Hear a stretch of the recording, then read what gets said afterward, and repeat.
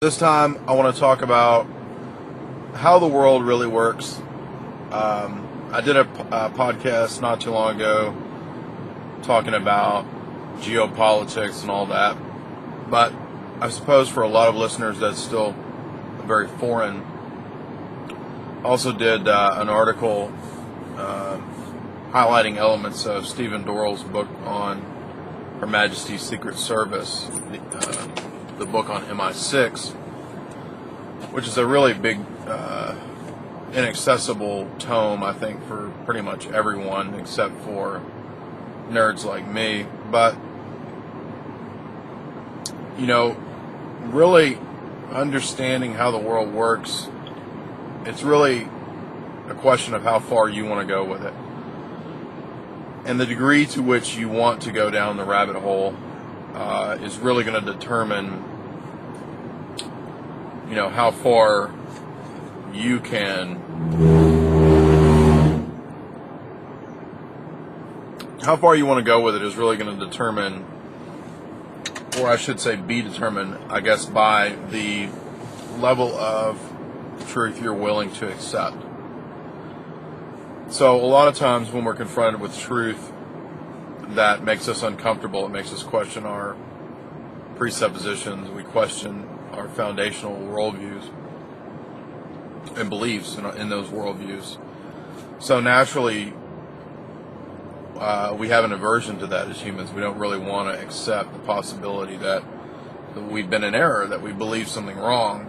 And so what we do is it's human nature, in the sense of fallen human nature. It's our nature to ignore those things. And unfortunately, we choose often to live in the simulation or the false reality that we've constructed. So while movies like The Matrix and things like that are on one level kind of cheesy because they're something that's entered into the pop culture group mind, group think, on another level, it's somewhat profound, because to have one's eyes opened to the workings of the world, how it really works, is a very shocking process. It is analogous in a certain way to, the religious idea of being born again or changed, because essentially that involves a shaking up of one's social ordering, one's upbringing, one's understanding of oneself, if you will. So, in other words, we've all grown up with a certain view of the world. A lot of psychologists, like Piaget, will write about infant psychology, and what we can gather from that is that, as we progress from youth to adolescence to adulthood, we've basically been given a system of beliefs, and that system of beliefs is based around certain archetypes and certain myths, if you will, that our parents, our culture, our society has given us, right? So we are naturally tribal. We care for those around us. We care about our what we believe is a nation state. And all of this is sort of imprinted upon us. The religion that we were raised with, generally speaking, religions include these, archetypal ideas, the masculine, the feminine. And so these, of course, inform our whole approach to the world, to other human beings, what our purpose is, so forth and so on. And even if you're not cognizant of being given or programmed a certain view of the world, you still are, right? And I don't necessarily mean that also that being programmed or given a worldview is something that's necessarily nefarious or evil, right? I mean, just because we've grown up with something or believe something since our youth really doesn't have anything to do with whether it's objectively true or false. We could believe something that's true that our parents taught us, and we could also believe something that's false that we were taught. But really, that essentially has nothing to do with whether or not the belief or the proposition under discussion is true or false. If we were taught that 2 + 2 is 4, then, well, that's something that's true regardless of whether our parents taught us that or whether we learned that in a public school or whatever, right? So essentially what I'm getting at is just that we all are given a certain set of beliefs, and this is just part of the process of maturing from youth to adolescence to adulthood. And most human beings don't question the paradigm that they've been given. They grow up with a certain paradigm that is very useful from a utilitarian perspective, right? So if you want to sort of climb the social ladder in your small town, and everyone in that town has a certain set of beliefs, Southern Baptist, whatever, it's very pragmatic, it's very useful to not question that, to go along with it, to social climb, right? I'm gonna light my cigarette. But at the same time, it's important to realize that it's not so much that belief systems are necessarily a constraint or something that enslaves us. That's sort of the radical leftist Marxist approach to any kind of, quote, traditional belief, because of the Marxist assumptions of things. So that's not true. But in another sense, it's potentially the case that a belief system could be something that enslaves us or constrains us, right? And so really it has to do with what belief system matches up to reality, which one's authentically the case. Again, regardless of whether we were taught that as we were growing up. But as it turns out, most people don't want to do that because from their vantage point, because of the belief system that they have, it's not in their best interest to question the system that they've been given. So most humans are going to operate from the perspective of what's advantageous or pragmatic in the immediate situation. But it's also possible to take the red pill, right? So from the Matrix, you have the blue pill and the red pill, and Neo chooses to take the red pill, which wakes him up out of the Matrix. And of course, that's an analogy or an allegory for what we're talking about. And so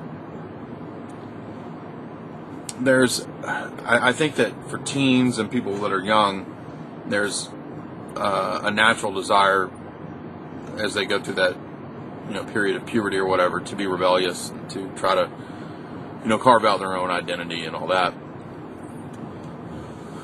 And so that energy, generally speaking, is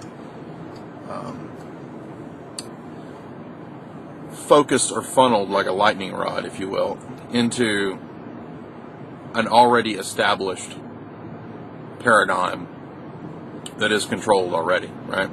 So essentially what I'm getting at is that it's important to understand that many of the routes that people take, let's say when you're 16, 17, you begin to question the system. You decide that, public school is a joke and your teachers are fake, or, whatever the typical teen angst problems are. And, your preacher is silly and all this stuff. So you decide, well, then liberalism must be true. It must be the case then that this conservative, quote-unquote, stricture that's been placed upon me is what has held me down and enslaved me. And so, naturally, there's a pen or a corral for which that's already pre-established for you to go into. But I am a bearer of more bad news, because that pen or corral that's already been established for you is also fake. Because people at the top, people who are social engineers, psychological warfare experts, international corporate heads, these are very smart people. They're not stupid. Revolutionary movements are very old. They're not something new. They've been around for centuries. And particularly revolutionary movements in the modern world are something that have been scientifically perfected, if you will.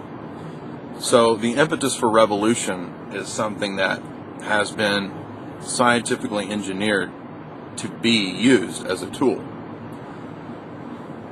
And these military experts, these psyops experts, are essentially masters. They get PhDs, master's degrees, if you will,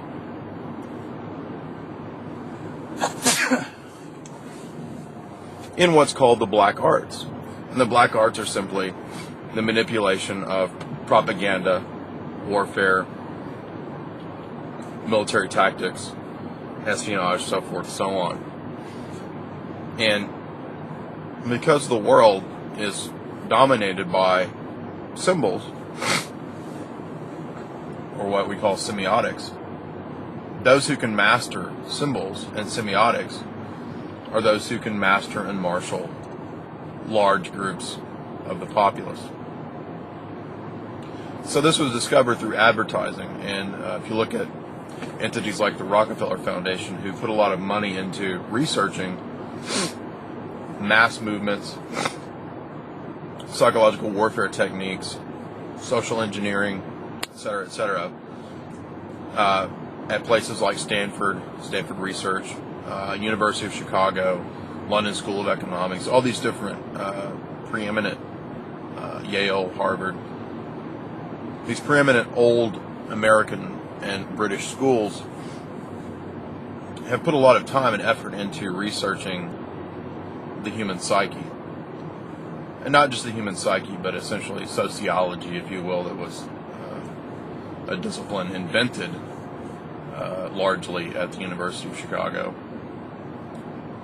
for the purpose of control. So what I'm getting at essentially is that when you're an international player at the top, it's not so much about a given ideology. So it's not about whether you are a faithful Republican, whether you are a faithful adherent to what you perceive to be liberalism, whether you're a faithful, communist or socialist. Essentially, all of these isms are tools. And so from this perspective, religion is also viewed this way. It's all viewed as a means to an end. So what is the end that these things are moving toward? Well, I'll get to that in a minute. But it's important to understand that this is essentially universal. The things that we've talked about so far are universal. Everyone exists in some given social order whereby they are programmed, if you will, with some sort of view. And when I say programmed, that really doesn't mean that I'm saying that the belief systems that they're given are true or false. It's entirely possible that it's true. It's also entirely possible that what you were given growing up is false. So, with two different possibilities there, it's incumbent upon a person who would like to know what's true to recognize, obviously, that simply being given the worldview doesn't prove it, right? That you grew up with something doesn't mean it's true. And that's really the first step that people take when they want to have a better sense of what's going on in the world, why we're here, what's our purpose, all of these questions, when they want to take the red pill, if you will.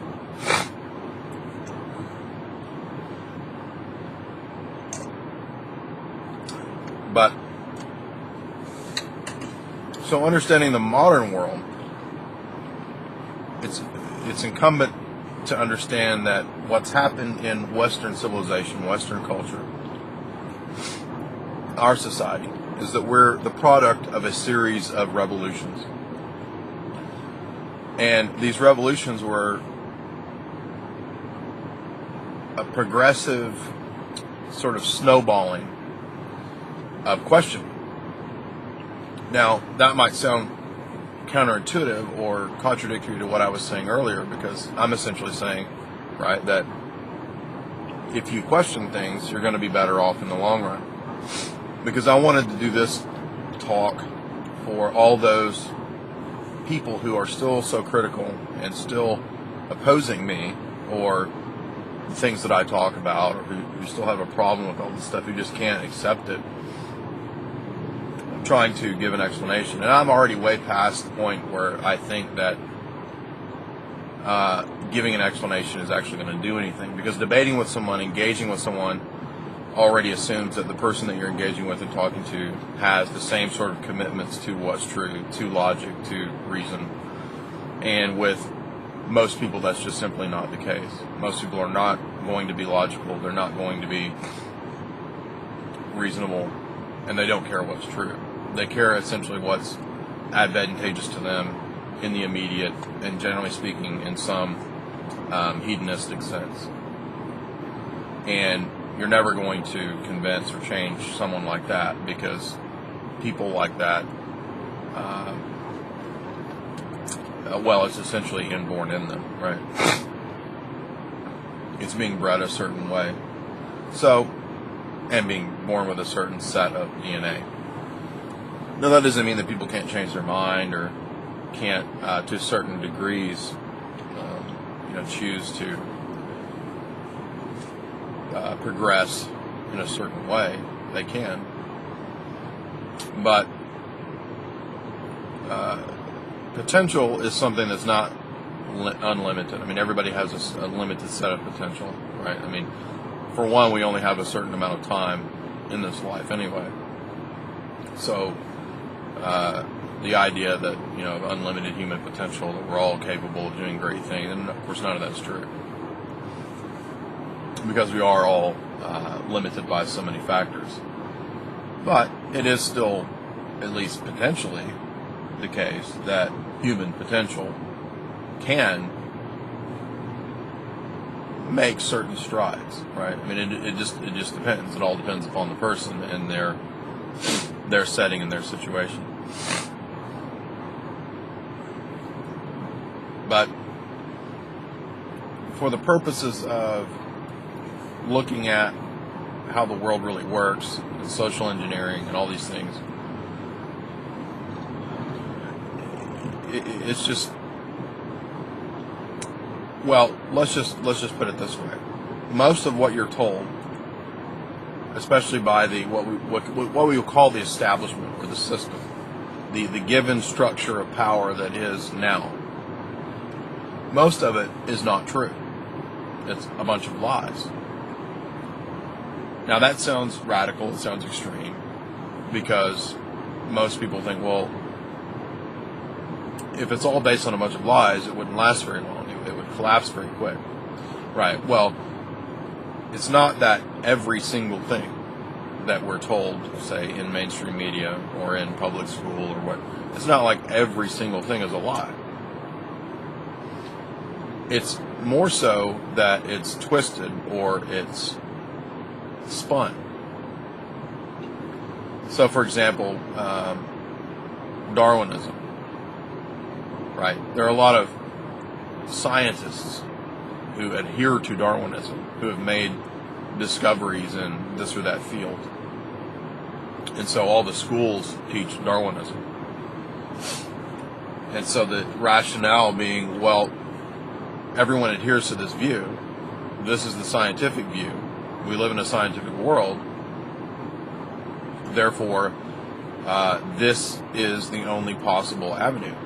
That's what's correct.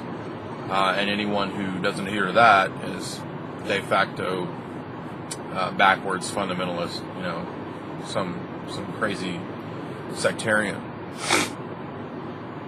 But if we come at this from the right perspective, then I'm trying to get those who are able to, go this far down the rabbit hole to see. It's not really, none of that follows, right? None of that is consistent with the fact that just because something is the dominant view, that it must be correct, right? So it's not any different than, if you were brought up in some, say, fringe, crazy cult.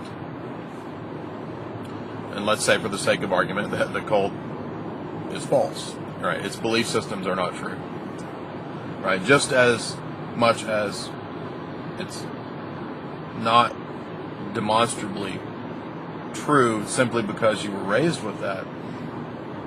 In the same way, simply because Darwinism is the dominant view, it doesn't follow from that it's true. Because that's not how belief systems or worldviews operate. Why am I saying that? Because think about it. What I just said about all of us being given a worldview as we are progressing and growing in our own individual lives is true for everybody. Right? So that's true for Richard Dawkins. It's true for it was true for Charles Darwin. They were raised in a certain climate, in a certain atmosphere, in a certain zeitgeist that gave them a certain view of the world. So what I'm trying to get across is that most people believe simply what everyone else believes. And that has absolutely nothing to do with what's true or false. And once you begin to think from that perspective, you begin to realize that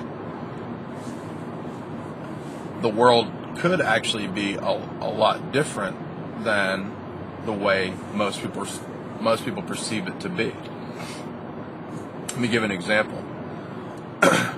Patriotism is something that is sort of inborn in us through, being raised with a family.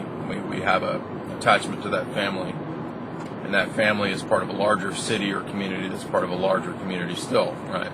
So these ever-expanding social spheres, if you will, give us naturally a sort of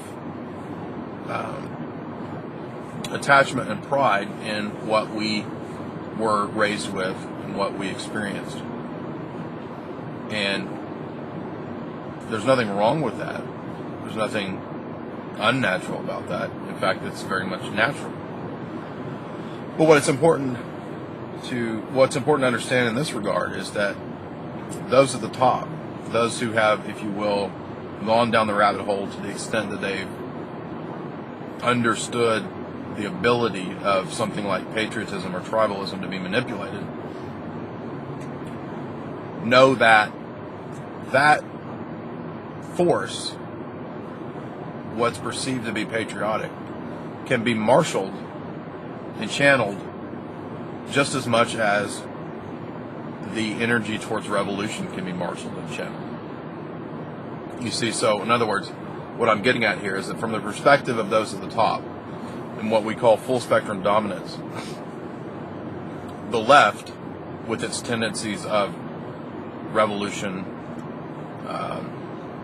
so-called anti-war activism, etc., etc., etc., that sort of Marxist tendency of marshaling the proletariat against the capitalist and the capitalist-owned system is just as easily manipulable as is the so-called conservative right-wing traditional perspective, wherein you believe that patriotism is something that is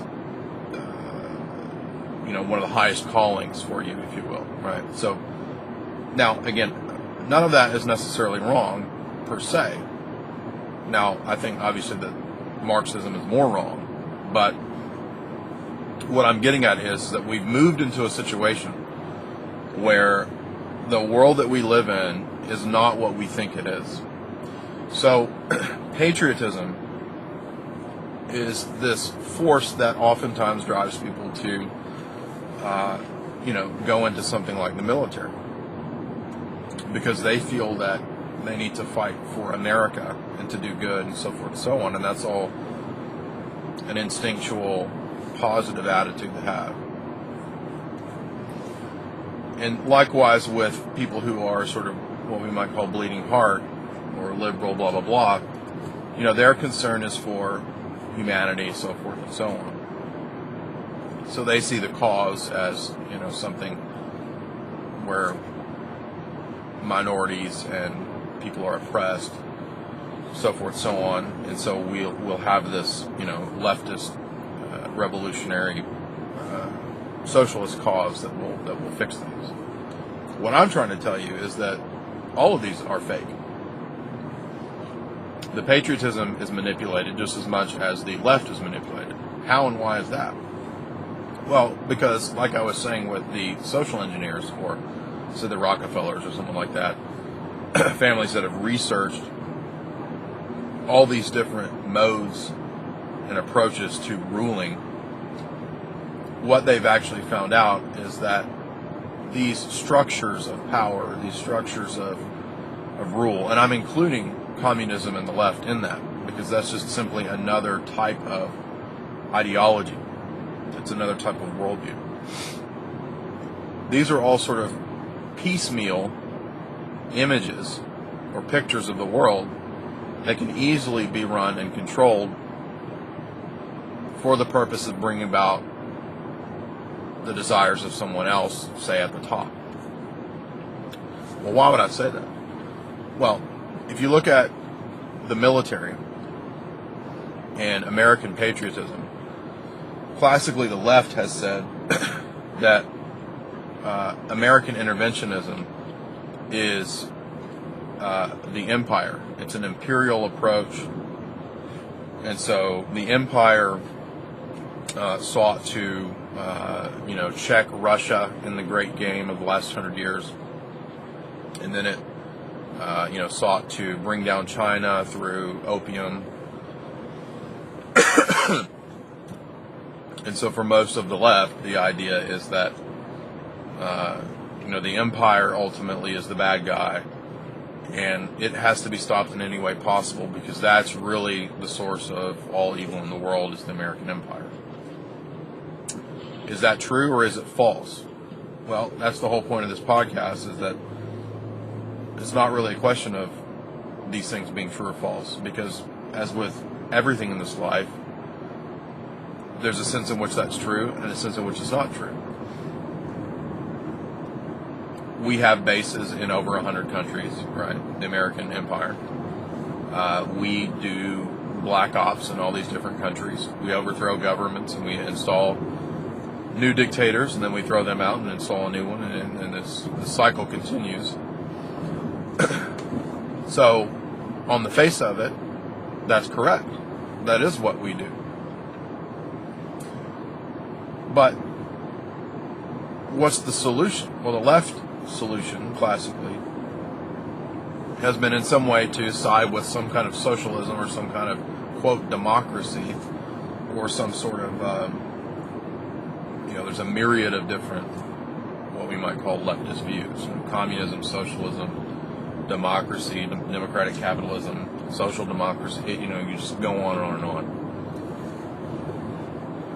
The problem with all these solutions, again, is that these are prepackaged solutions that are already long established tools of certain power structures. So, if we look at the history of revolutions, what actually emerges is that certain powers marshaled those revolutions against other powers, right? So even though you might have a whole tribe of people or a whole nation state that were maybe the majority believed the revolution was legitimate, something like the Arab Spring, in actual fact, that was a larger power block, a larger entity. In this case, the Arab Spring largely engineered through Google and Western intelligence. That was used to stir up the Middle East, establish new regimes, more amenable to the West. And not necessarily even the West, but globalist interest, if you will. International corporate and international socialist interests.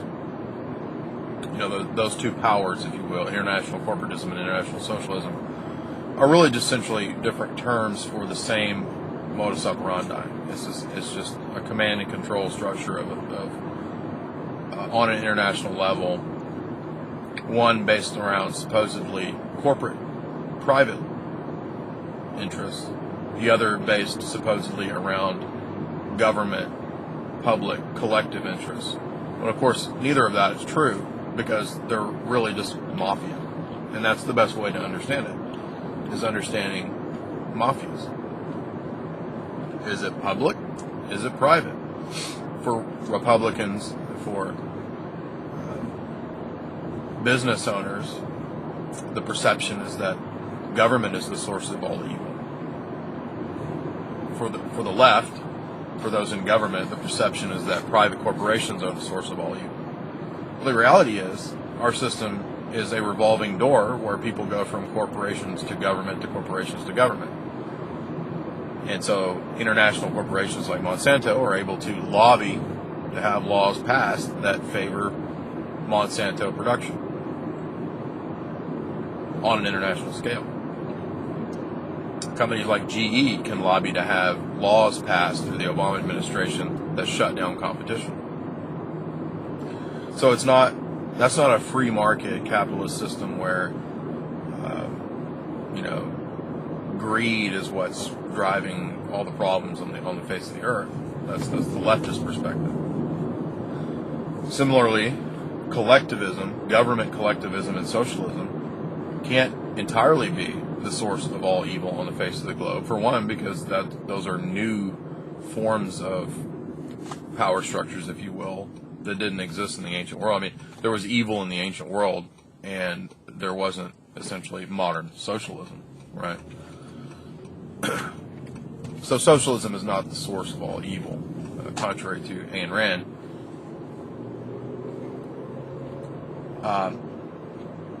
And neither is free market capitalism the source of all evil, contrary to Vladimir Lenin and Karl Marx.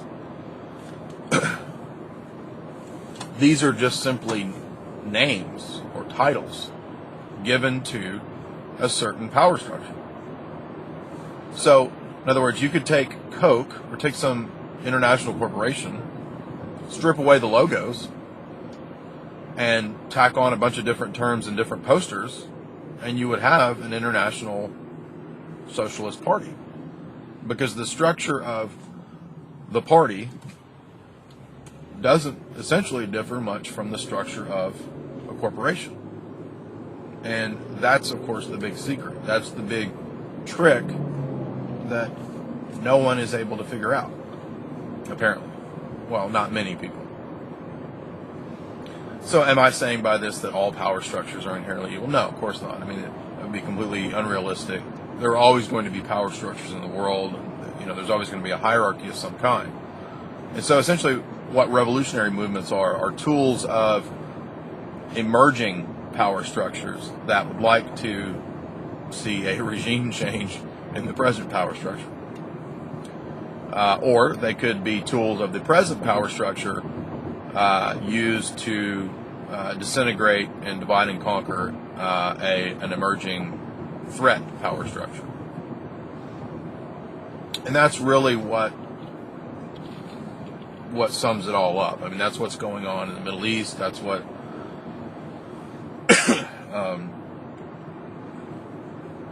that's how the world works. It's basically an international mafia. And there's really no better way to understand it. And when you're an international mafia, it doesn't matter what the ideology is, because the ideology is simply the maintenance of the system itself, right? It's not a commitment to socialism. It's not a commitment to capitalism. It's not a commitment to any of these things. It's not a commitment to government regulation versus deregulation. I mean, all of these things are just simply attack patterns, if you will, that can be used in different situations. And the best way to understand all this is to just simply think about it on the local level. I mean, just imagine your local, let's say you lived in a small town. Just imagine the small town has a prominent businessman who runs most of the city, and he's tight buddies with the mayor or the whoever. And the mayor and the prominent businessman get together. I mean, one of them represents the collective, public sector, the mayor. The other one represents the, top of the pyramid of the private sector, the industrialists, whoever.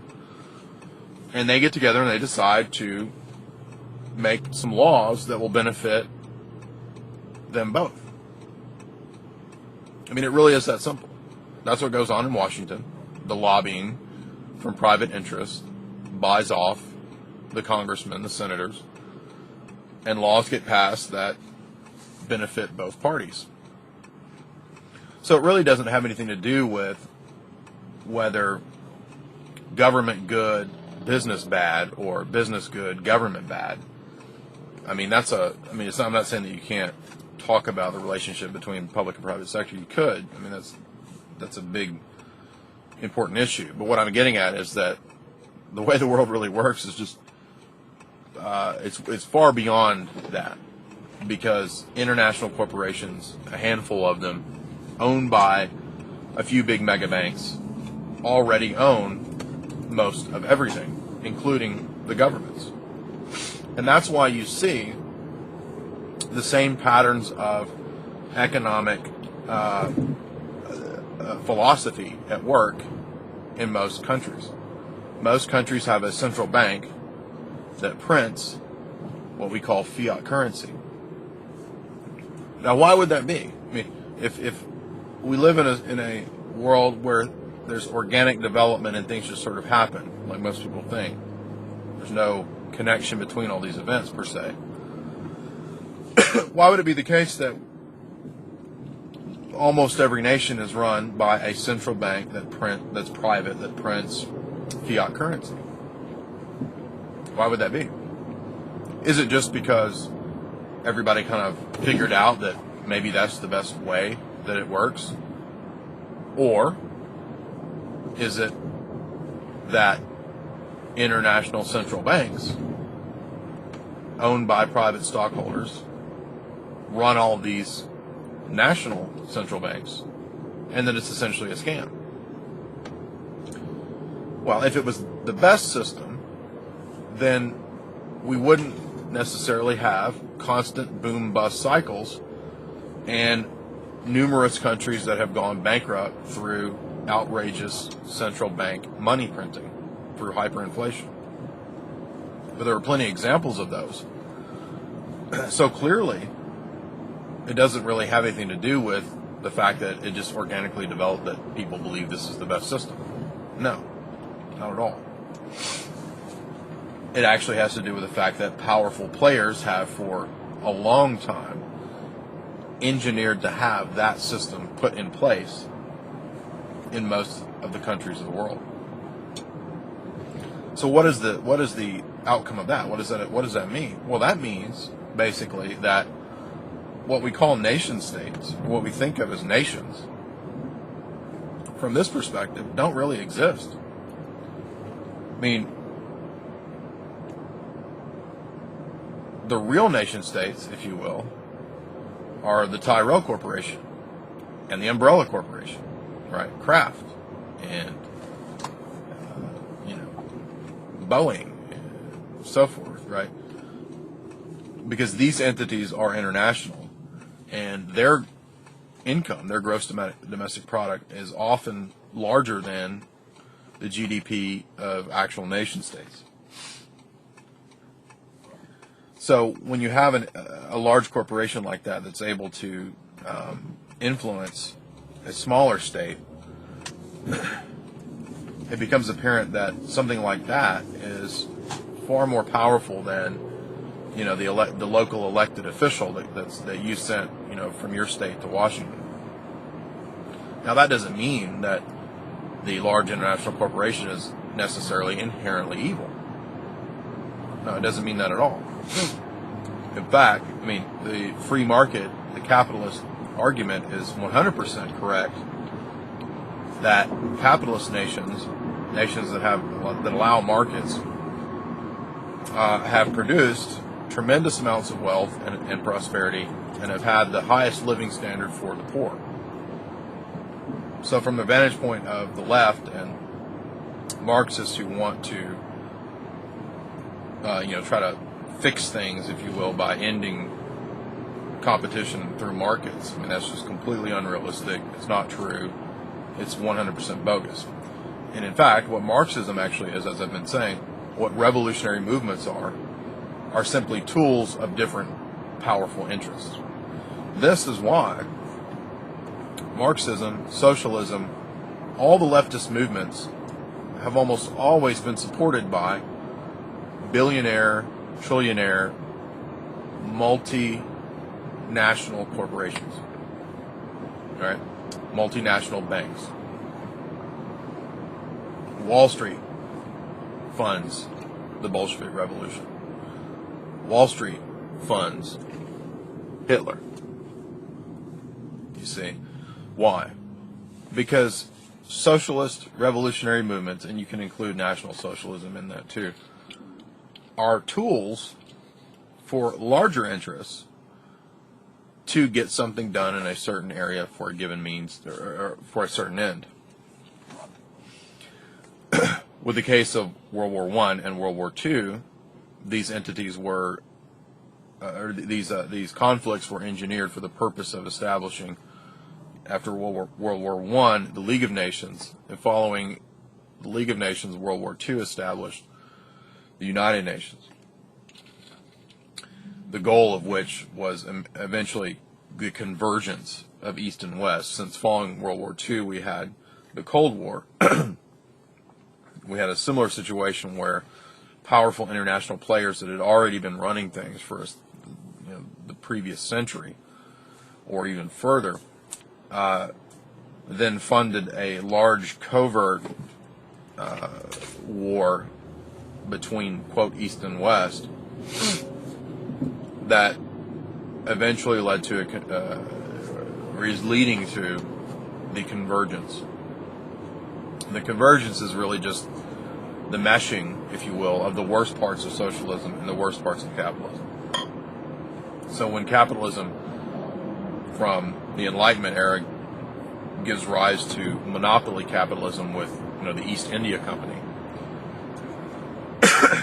and British imperial interests, the dialectical opposite that arises is supposedly communism, revolution, proletariat, seeking to throw off all tradition and hierarchy, bring in egalitarianism. That becomes the dialectical opposition to the so-called traditional right, identified then with private property, capitalism, so forth and so on. So what emerges is a dialectic, and that's the whole point of all this, is that the philosophy undergirding this from a pragmatic perspective is Hegelian. Because Hegel had the idea that through thesis, I propose a proposition, you counter me with an antithesis, you argue against me. And it was just sort of a fundamental law of the universe that what will emerge out of this is the synthesis, right? The merging of the two in a higher truth. So it's a constant sort of pyramid building on itself, thesis, antithesis, synthesis, et cetera, et cetera, et cetera, and it keeps going. And so Hegel read this into all reality, and for him the whole world was this outworking of a big metaphysical triad that was constantly moving towards what he saw as a sort of eventual metaphysical, what he called the convergence, or what others have called the omega point, so forth and so on. Sort of a Neoplatonic type of view, if you will, where everything's going to merge back into the one, the great mind, so forth. Now, while social engineers, corporate heads, so forth, they may not have the metaphysical baggage behind all that they care about, but what they do find interesting and useful in that view is that there does appear to be a sense in which you can manipulate groups or entities through dialectics. And dialectics is something that's, of course, central to Marxism. But that's this idea that we can have proposition, antithesis, outcome, right? Problem, reaction, solution is the term given in, quote, conspiracy circles to this same idea. So if we want more funding, say, for some security state, we engineer an attack. The populace is then motivated to fund. We come with the solution, more security state. It's a very basic ancient tactic of warfare, right? So it doesn't have to necessarily be this big metaphysical jibber-jabber thing of all these Hegelian terms. It can be viewed as just simply a tool. Let's use the Hegelian dialectic, right, to bring about the convergence of the capitalist West with the socialist East.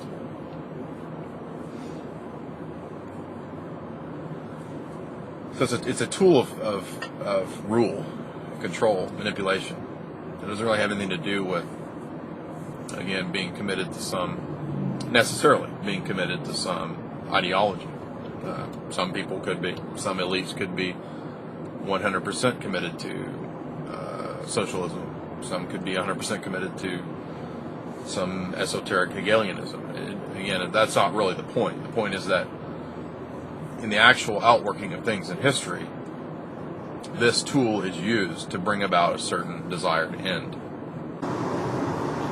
Thus, dialectics represent one of the main forms of control that are used to bring about desired ends. And so it's important then to understand that reality that you've been given, that you've been told is the case, that you've been raised with, most likely is not true.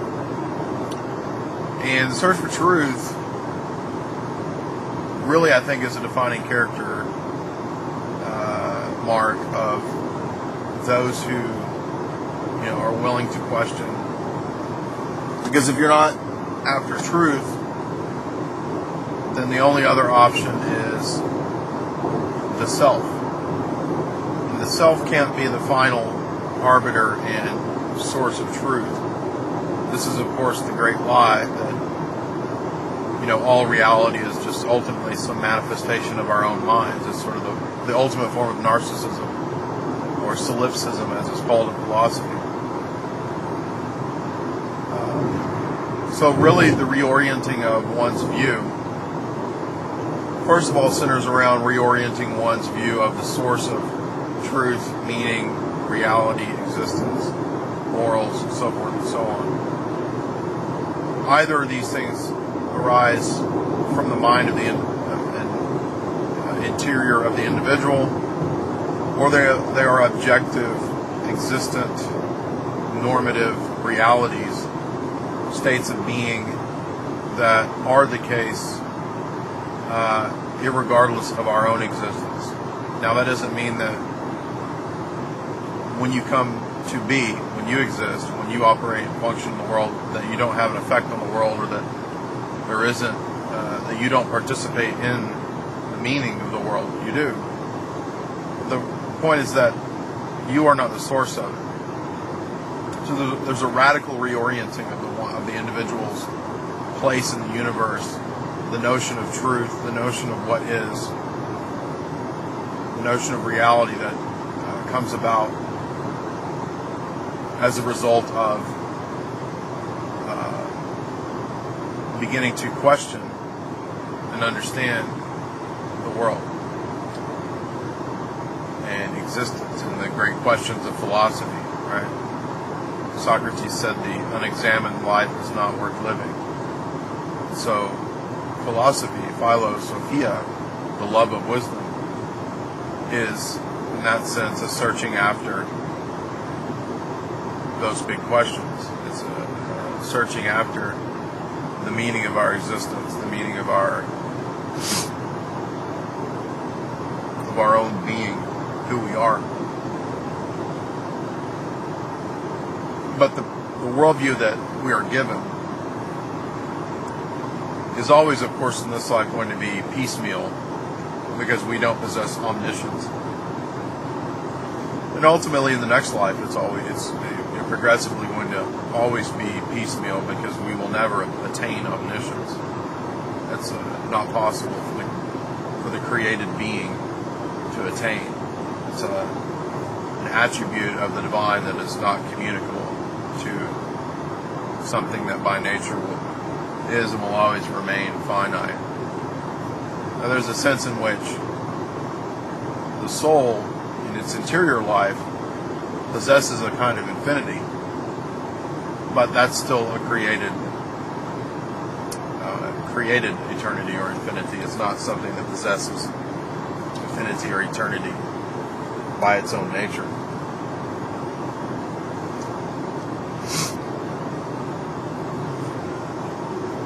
But considering the issue of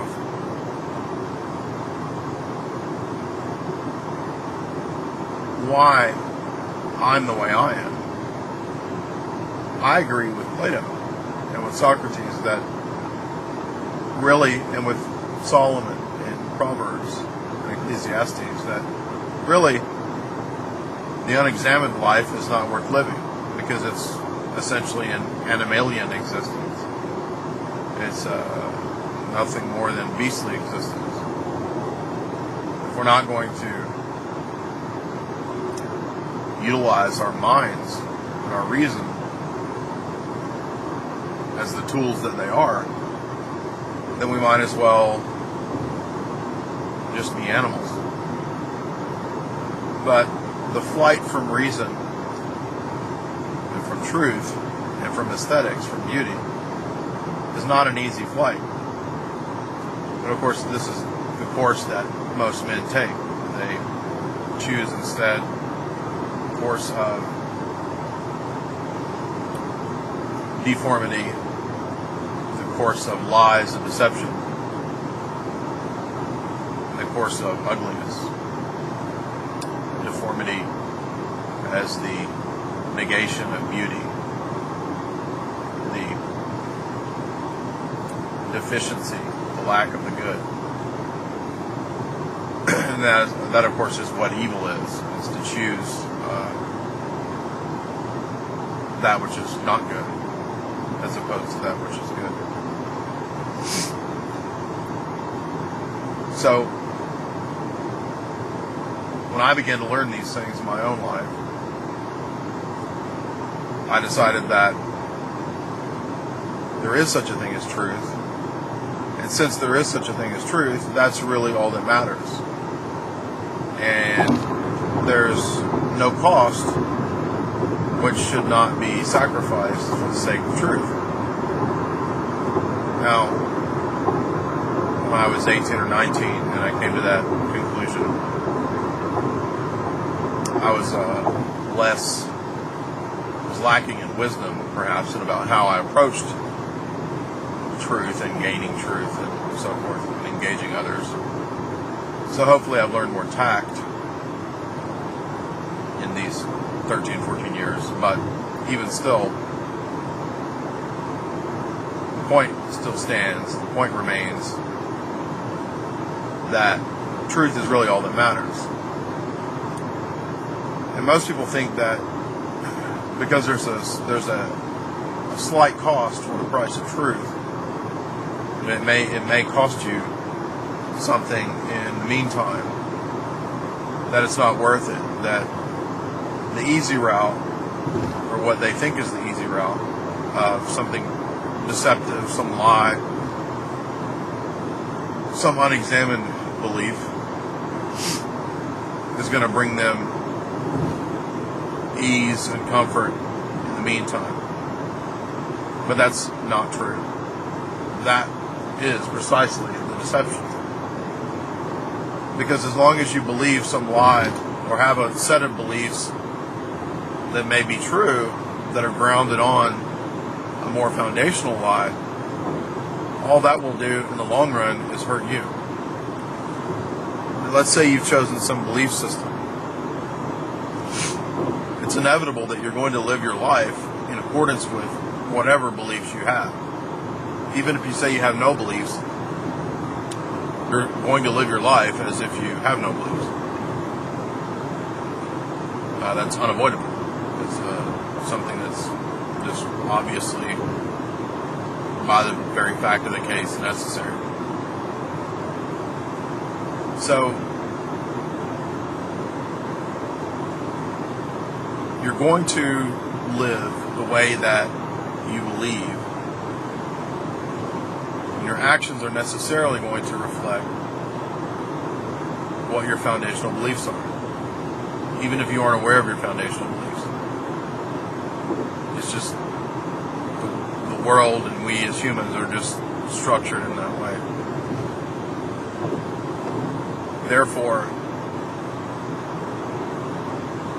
one can choose the path whereby life becomes meaningful, life becomes an adventure, it becomes its own sort of roller coaster where everything is meaningful, everything is significant, because it's all grounded ultimately in capital T truth, which I believe is God. Or one can choose to flee from that truth, from what's objective and what's good. But there's a price to pay for that too. So either way you're going to pay a price, inevitably. The price for that is you may attain some temporal benefit, some mediocre gain in the meantime. But it's a big risk, because if you're wrong, you're going to eventually, we don't even have to talk about the afterlife, you're going to waste your time and your life living out a meaningless existence because you had all along faulty beliefs. And it's not ultimately that you will succeed in making your existence meaningless, because every day, every time you speak a sentence, every time you see some object in the world, every time you interact with another human being, it is inherently the case. It is a testimony to your mind, to your conscience, that there is meaning in the world. And so your existence essentially becomes one of flight from meaning, flight from reality. But that's a long, hard road. There's no rest for the wicked, Isaiah says. So you're going to pay that way. And this isn't even necessarily all about some religious belief. I mean, this really applies across the board with anything. With any area of life in which you choose to believe deception, believe lies, it's only going to come back around and hurt you. As Deuteronomy says, be sure your sins will find you out. And the point is not being nitpicky about this or that little sin. The point is that every acquiescence to deception, every acceptance of what is false as true, in the long run damages you. So you're not getting away with anything. You're not getting ahead and one-upping everyone else by a bunch of deception. And I'm not that old, but I've lived long enough to see many people ruin their lives simply because they believe lies and chose to believe those lies. They chose to operate and live in such a fashion that was unwise. So, therefore, be sure your sins will find you out.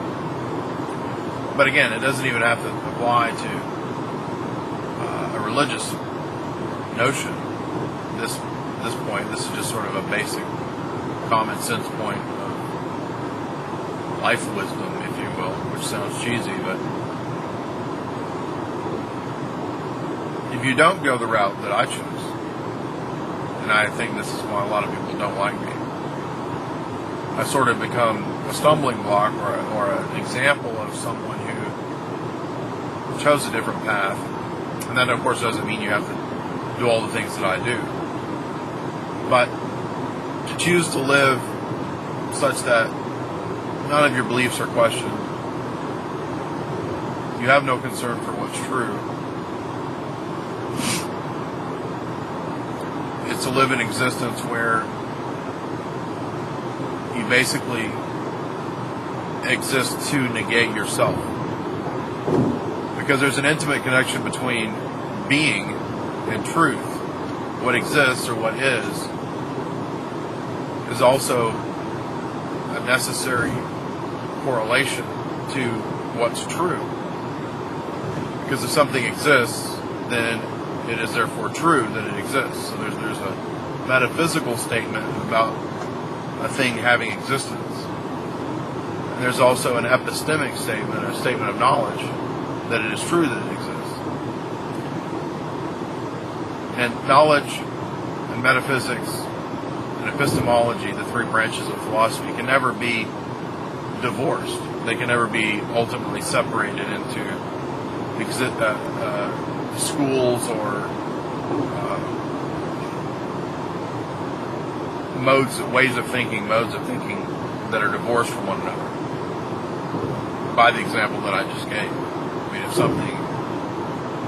if a thing exists, it is then true that it exists. So truth and being are intimately bound up together. Likewise, the opposite is also the case. Non-existence or non-being and lies or untruth are also intimately bound up together. If something is not true, then it is not the case. And you can also show philosophically that morals are intimately bound up with that too. If something is true, that also carries with it the assumption or the sort of necessary correlation that it is therefore good for a thing to be true and for a thing to have being or existence. And then therefore to have non-being or non-existence, or consequently to engage in deception and untruth, is therefore morally not good. So when we start with those sort of basic philosophical concepts, which may sound obtuse or sort of impractical, what we actually find is that life, existence, being, is therefore something objective, right? And if it's something objective, it's not determined by our own mental prowess, our own psychological processes. Our psyche does not cause the external world to exist like so many Eastern thinkers and New Agers and goofballs think. It is therefore a radical reorienting of one's view of things. And only in living in accordance with what is true can one find solace and meaning and therefore have a flourishing existence. Now, ultimately, those things I believe are grounded in God, but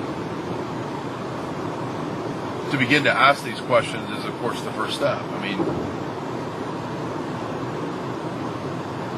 this kind of a view of the world is not just a beginning step view where you ask these questions and then move on once you think you have everything answered, because the outworking of these things is somewhat mysterious. Are they all answered? No. But is there objective truth? Yes. Does objective truth mean that you know all things? No, of course not. Impossible. Well, how could that be? That sounds like that's not possible. Well, it's a paradox. A paradox is not a contradiction.